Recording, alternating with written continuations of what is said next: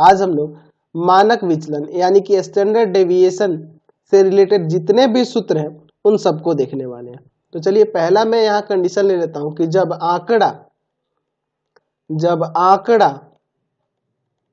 बारंबारता बंटन के रूप में ना हो, तब हम लोग उसका मानक विचलन कैसे ज्ञात करेंगे उसको देखते हैं। तो मैंने आपको बता रखा था कि मानक विचलन यानी स्टैंडर्ड डेविएशन को हम लोग S.D इससे लिखते हैं या छोटा सिग्मा से भी हम लोग सूचित करते हैं। या किसके बराबर हो जाएगा? तो root under sigma I equal to 1 to n xi minus माध्य का वर्ग और बटा में n, ये आपका फॉर्मूला होता था। मैंने पिछले वीडियो में भी आपको बताया था। तो यही फॉर्मूला याद रखेंगे स्टैंडर्ड डेविएशन निकालने के लिए जब आपका आंकड़ा जो दिया गया हो बारंबारता बंटन के रूप में ना हो तब। यहाँ लिख सकते हैं कि जहां xi का मतलब क्या है? चार मान है, x1 x2 x3 ऐसे xn तक चार मान दिए गए होंगे। तो xy से यह रिप्रेजेंट हो रहा है। x के ऊपर ये बार दे दिए, इसका मतलब समांतर माध्य या माध्य कह सकते हैं, ठीक है। और ये n जो है पदों की संख्या है, यानी कि कितने चर मान है उनकी संख्या है। तो इसको भी मैंने आपको प्रूफ करके दिखा दिया है, हम लोग प्रूफ कर चुके हैं, पिछले वीडियो में देख चुके हैं ना जी। स्टैंडर्ड डेविएशन निकाला परिभाषा के अनुसार, ये हम लोग प्रूफ किए थे। अब देखिए इसका एक अन्य रूप भी होता है ना, अनदर फॉर्म भी होता है। उस अनदर फॉर्म को भी हम लोग देख लेते हैं।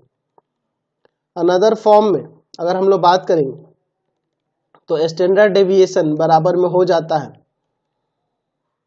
Root under sigma I equal to 1 to n xi का स्क्वायर बटा में n माइनस का माध्य का वर्ग। समझ गए? अब आप सोच रहे होंगे कि ये सर सूत्र कहाँ से आया? तो ये इसी से आया है। चलिए हम लोग प्रूफ करके देखते हैं।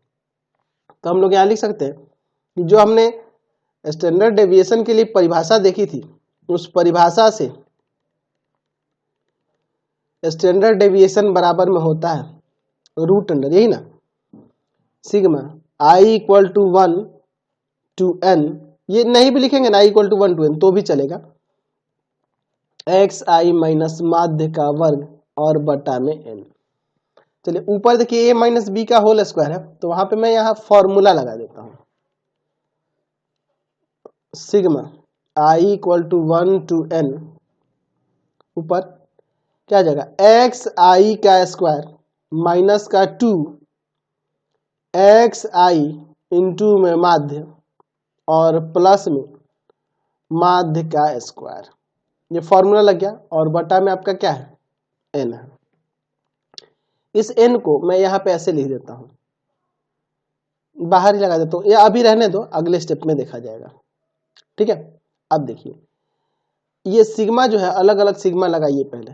Sigma I equal to 1 to n xi का स्क्वायर माइनस 2 कॉन्स्टेंट है, 2 को आप बाहर भी लग सकते हैं, sigma I equal to 1 to n xi into में माध्य plus sigma I equal to 1 to n माध्य का स्क्वायर बटा में n। समझे ना? अब देखिए मैं यहां अगर लिखूं कि सिग्मा xi बटा में n, तो ये किसके बराबर होगा? माध्य के बराबर होगा। कोई दिक्कत नहीं है ना जी, है ना। सभी चर मानों के योग में जब उनकी संख्या से भाग कर देंगे तो माध्य निकलता है। बात को समझ रहे हैं ना आप? चलिए तो अगर देखा जाए तो यहां से हम लोग सिग्मा xi बराबर में लिख सकते हैं n इंटू में माध्य, लिख सकते हैं ना। चलिए अब देखिए आगे, रूट अंडर यहाँ पे है sigma I equal to 1 to n xi का स्क्वायर माइनस 2, ये माध्य कांस्टेंट है, ये भी आ सकता है बाहर, sigma I equal to 1 to n xi plus में ये हो जाएगा माध्य का square sigma I equal to 1 to n, और यहाँ कुछ नहीं तो 1 लिख सकते हैं, और बटा में आपका n। समझ गए? अब आगे देखिए, root under sigma I equal to 1 to n X आई का स्क्वायर माइनस 2 माध्य, और इसका वैल्यू एन इंटू माध्य के बराबर हो जाएगा, और प्लस देखो 1 2 ये कहा तक 1 1 1 1 कितना टाइम्स है? n टाइम्स है, 1 से लेके n तक गया है, तो 1 1 1 1 1, इसका मीनिंग यही ना हुआ sigma I equal to 1 to n दिया हो और यहाँ 1 दिया हो, तो 1 1 1 1 कितना टाइम्स है? n टाइम्स दिया है, तो 1 1 1 n टाइम्स जोड़ेंगे तो उसका वैल्यू n हो जाएगा, इसका सम n हो जाएगा ना जी, तो हो जाएगा n माध्य का स्क्वायर और बटा में n। आगे देखिए, root under sigma I equal to 1 to n X आई का स्क्वायर, ये देखो माइनस का 2n माध्य का स्क्वायर, और यहाँ पे n इंटू माध्य का स्क्वायर और बटा में आपका n, अलग अलग n से भाग कर देंगे, पहले ऊपर इसको घटाकर root under sigma I equal to 1 to n, ठीक है, एक्स आई का स्क्वायर, इसमें से घटेगा तो माइनस का n इंटू माध्य का स्क्वायर और बटा में n। चलिए अब अलग अलग n से डिवाइड कर देते हैं यहाँ पर, तो हो जाएगा sigma I equal to 1 to n X आई का स्क्वायर बटा में n, और इसमें n से भागो तो n से n कट जाएगा, माइनस में माध्य का स्क्वायर। तो स्टैंडर्ड डेविएशन निकालने के लिए एक और ये फॉर्मूला हमारा प्रूफ हो गया। यानी इसका मीनिंग क्या है, अगर मान लीजिए 1 2 3 4 5 आपके पास चर मान है और मुझे इसका निकालना है स्टैंडर्ड डेविएशन इस फॉर्मूले के आधार पर, पहले वाले फॉर्मूले में मैंने आपको बता दिया था, इस फॉर्मूले पर आधार पर निकालना हो, पहले इसका माध्य निकालेंगे, तो माध्य हम लोग 1 प्लस 2 प्लस 3 प्लस 4 प्लस 5 बट्टा 5, 15 में 5 से भाग कर देंगे 3 आ जाएगा, ठीक है। अब क्या करना होगा, तो यहाँ लिखेंगे स्टैंडर्ड डेविएशन इक्वल टू में रूट अंडर, यहाँ देखना है सिग्मा एक्स आई का स्क्वायर, यानी कि हर एक चर मान के वर्गों का योग, 1 का स्क्वायर प्लस 2 का स्क्वायर प्लस 3 का स्क्वायर प्लस 4 का स्क्वायर प्लस 5 का स्क्वायर और बटा में आपका 5 और माइनस में 3 का स्क्वायर यानी माध्य का स्क्वायर, और इसी को सिंप्लीफाई कर देंगे तो हमारा मानक विचलन यानी स्टैंडर्ड डेविएशन निकल के आ जाएगा। समझ गया ना, इसका मीनिंग तो समझ में आ गया आपको। चलिए अगला देखते हैं कंडीशन, कि जब आंकड़ा अवर्गीकृत बारंबारता बंटन के रूप में हो, तो कैसे हम लोग उसका मानक विचलन निकालेंगे। तो देखो अवर्गीकृत बारंबारता बंटन के रूप में होगा ना, तो वहां पे इस तरह से दिया होगा, यहाँ पे मान लेते हैं x1 x2 x3 xn तक चर मानों की बारंबारताएं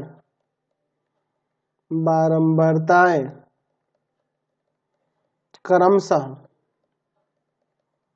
f1 f2 f3 कहाँ तक है, fn है, ठीक है। x1 की बारंबारता f1, x2 की बारंबारता f2, ऐसे f3 कहाँ तक है, fn तक है। तब इस कंडीशन में स्टैंडर्ड डेविएशन निकालने के लिए फॉर्मूला हो जाएगा root under sigma F I into में एक्स आई माइनस माध्य का स्क्वायर बटा में सिग्मा एफ आई दे दीजिए या एन भी लिख सकते हैं, ये एन के जगह पे आप सिग्मा एफ आई भी दे सकते हैं, एक ही बात है। तो आपके बुक में एन ही यूज किया है, उससे कोई दिक्कत नहीं है, आप एन भी रख सकते हैं आप, या आप सिग्मा एफ आई भी रख सकते हैं, या लिख सकते हैं कि जहां ये एक्स आई क्या है, आपके पास चार मान दिए गए होंगे, वो है एक्स के ऊपर बार क्या है, ये आपका माध्य है, एफ आई आपकी बारंबारता है, चार मानों की बारंबारता दी गई है, ठीक है। समझ रहे हैं ना बात को। तो ये सूत्र का हम लोग प्रयोग करेंगे। लेकिन अगर आपको माध्य माध्यिका बहुलक निकालने आता होगा ना, तभी आप ये चैप्टर बना पाइएगा। बहुत इंटरेस्टिंग चैप्टर है, लेकिन माध्य का फंडा आपको पहले से ही पता होना चाहिए, क्लास 10th में ही आप पढ़े होंगे। चलिए इसे हम लोग एक अन्य रूप में, जैसे पिछले में देखे थे ना, एक शॉर्टकट मेथड था, इसका भी एक अनदर फॉर्म है, उसको देख लेते हैं। चलिए अनदर फॉर्म इसका, तो उसमें लिख सकते हैं छोटा सिग्मा बराबर में root under sigma F I x आई का स्क्वायर बटा में एन। आप बोले थे ना, आप मैंने बताया था कि जो आपकी कुल बारंबारता है उसे एन से भी सूचित करते हैं और सिग्मा एफ आई से भी सूचित कर सकते हैं, और माइनस में माध्य का वर्ग। पिछले फॉर्मूले की तरह यह भी है आपका। तो चलिए अब इसको साबित करके देखते हैं इसके द्वारा, ठीक है। चलिए हम इसके द्वारा इसको साबित करेंगे। क्योंकि स्टैंडर्ड डेविएशन बराबर में होता है root under sigma F I x I minus माध्य का वर्ग और बटा में एन। बटा में इसको एन भी लिख सकते हैं। एन का मतलब यहाँ क्या है, सिग्मा एफ आई से ही है। आप यहाँ सिग्मा के नीचे आई इक्वल टू 1 और ऊपर एन ये भी लिखेंगे तो चलेगा, कोई दिक्कत उससे नहीं भी लिखेंगे तो चलेगा। चलिए तो अब इसी को सिंप्लीफाई करते हैं। मैं अंदर इसको सिंप्लीफाई करता हूं, ठीक है। तो यहां देखिए आपका a माइनस बी का होल स्क्वायर है ना जी, तो a माइनस बी का होल स्क्वायर हम लोग यहाँ पे लगाते हैं, ठीक है। तो हो जाएगा सिग्मा एफ आई, यहाँ हो जाएगा एक्स आई का स्क्वायर माइनस का 2 एक्स आई इंटू माध्य और प्लस में माध्य का स्क्वायर और बटा में आपका n। ऐसे हो जाएगा ना, कोई दिक्कत नहीं है। अब मैं क्या करता हूँ, सब में ये एफ आई से गुना करता हूँ, सिग्मा एफ आई से सब में गुना करता हूँ, ठीक है, सब में गुना करता हूँ। तो देखिए क्या हो जाएगा, root under sigma F I x आई का स्क्वायर माइनस सिग्मा ये 2 एक्स आई इंटू माध्य इंटू में एफ आई, ठीक है, plus sigma F I into में माध्य का स्क्वायर। ऐसे लिख सकते हैं ना, कोई दिक्कत नहीं है, और बटा में आपका n, कोई दिक्कत नहीं है इसे। चलिए अब इसके आगे हम लोग सिंप्लीफाई करते हैं। हम लोग जानते हैं कि सिग्मा एफ आई एक्स आई में जब हम लोग n से भाग कर देते हैं, यानी कुल बारंबारता से भाग कर देते हैं, तो वह क्या हो जाता है, वह माध्य आ जाता है। तो हम लोग यहाँ पे सिग्मा एफ आई एक्स आई बराबर में n इंटू में माध्य नहीं लिख सकते हैं, लिख सकते हैं ना। चलिए अब इसका प्रयोग हम लोग यहाँ आगे करने वाले हैं। रूट अंडर ऊपर है आपका सिग्मा एफ आई इंटू में एक्स आई का स्क्वायर माइनस 2 इंटू में माध्य, ये कांस्टेंट है बाहर निकालिए, सिग्मा एफ आई एक्स आई बटा, है ना, और यहाँ पर प्लस में एक्स आई, एक्स के ऊपर बार यानी इसका स्क्वायर हम लोग बाहर निकाल दें, यानी माध्य का स्क्वायर बाहर निकाल लेते हैं और सिग्मा एफ आई बच जाएगा, और बटा में आपका क्या है, एन है, समझे ना। अब आगे सॉल्व करिए। Root under sigma F I into में माध्य इंटू में एक्स आई का स्क्वायर इंटू में एक्स आई का स्क्वायर माइनस 2 इंटू माध्य, ये किसके वैल्यू के बराबर हो जाएगा, तो n इंटू में माध्य के बराबर, और प्लस माध्य का स्क्वायर, और ये किसका वैल्यू है, n के वैल्यू है ना, सिग्मा एफ आई का मतलब कुल बारंबारता n, और बटा में आपका n। चलिए root under sigma F I x आई का स्क्वायर माइनस 2 n इंटू माध्य का स्क्वायर प्लस n माध्य का स्क्वायर और बटा में आपका n। थोड़ा सा और सिंप्लीफाई करेंगे, ऊपर घट जाएगा, sigma F I into x आई का स्क्वायर माइनस इसमें घटेगा तो आपका n इंटू माध्य का स्क्वायर और बटा में n से अलग अलग भाग कर दो, तो यहाँ से स्टैंडर्ड डेविएशन आ जाएगा sigma F I but into में एक्स आई का स्क्वायर बटा में n, यानी कुल बारंबारता, और इसमें से भाग होगा तो n से n कट जाएगा माध्य का स्क्वायर। तो ये आपका फॉर्मूला तैयार हो गया। हमें क्या करना होगा, जो चर मान दिएंगे उसका वर्ग करके एफ आई में गुना करके उनकी बारंबारताओं में गुना करके योग निकाल कर कुल बारंबारता से भाग करके माध्य का स्क्वायर घटा देंगे और उसका जो रूट आएगा वही आपका स्टैंडर्ड डेविएशन हो जाएगा। तो फॉर्मूले से आपको क्लियर पता चला है कि आपको करना क्या होगा। अगर मान लीजिए इसी से आपको पूछे कि वेरिएंस क्या होगा, तो हम लोग जानते हैं वेरिएंस में बस ये रूट नहीं रहेगा, और मुझे वेरिएंस निकालना होता है ना, प्रसरण निकालना होगा, तो मैं क्या करता, सिंपली हमें यहाँ से ये रूट नहीं लेता, सिग्मा एफ आई एक्स आई का स्क्वायर बटा एन माइनस माध्य का स्क्वायर, ये आपका प्रसरण हो जाएगा। और प्रसरण का ही तो वर्गमूल आपका क्या कहलाता है, स्टैंडर्ड डेविएशन कहलाता है, मानक विचलन कहलाता है। चलिए अब देखते हैं कि जब आंकड़ा, तीसरा कंडीशन, कि जब आंकड़ा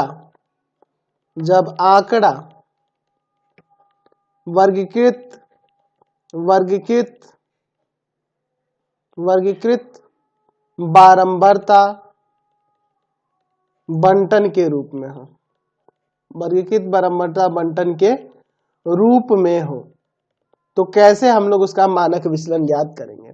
तो उस कंडीशन में स्टैंडर्ड डेविएशन निकालने के लिए हम लोग फॉर्मूला याद रखेंगे, root under sigma F I into में एक्स आई माइनस माध्य का वर्ग और बटा में एन। अब आप कहोगे कि सर ये तो पिछले फॉर्मूला जैसा ही है, हाँ बिल्कुल वैसा ही है, लेकिन यहाँ एक्स आई आपके वर्ग चिन्ह है, वर्ग चिन्ह है, एक्स आई क्या है आपके वर्ग चिन्ह है। तो वर्ग चिन्ह कैसे निकाला जाता है, वर्ग अंतराल से हमारा वर्ग चिन्ह निकल जाएगा, जो हमारे पास वर्ग अंतराल दिए होते हैं ना, उसी से हम लोग वर्ग चिन्ह निकालते हैं। आप 9th में भी पढ़े हैं, 10th में भी पढ़े, और शुरू में मैंने 11th में भी आपको बता दिया है, ठीक है।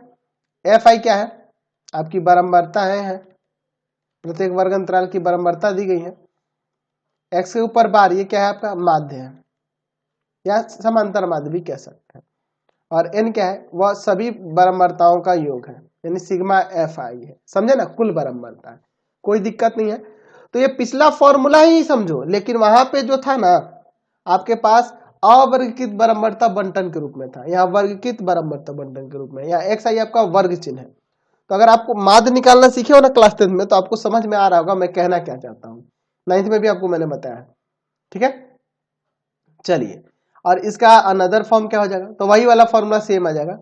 अनदर फॉर्म में क्या आ जाएगा, तो वही फॉर्मूला आ जाएगा, root under sigma F I into में एक्स आई का स्क्वायर बटा में एन और माइनस का माध्य का स्क्वायर। तो यहां भी आपका एक्स आई क्या है, वर्ग चिन्ह है, एफ आई आपकी बारंबारताएं हैं, और ये एक्स के ऊपर बार जो दिए हैं ये आपका माध्य है, और एन क्या है, कुल बारंबारता है, यानी कि सिग्मा एफ आई है। समझ में आया ना, कोई दिक्कत नहीं है। तो ये आपके फॉर्मूले हैं। चलिए अब हम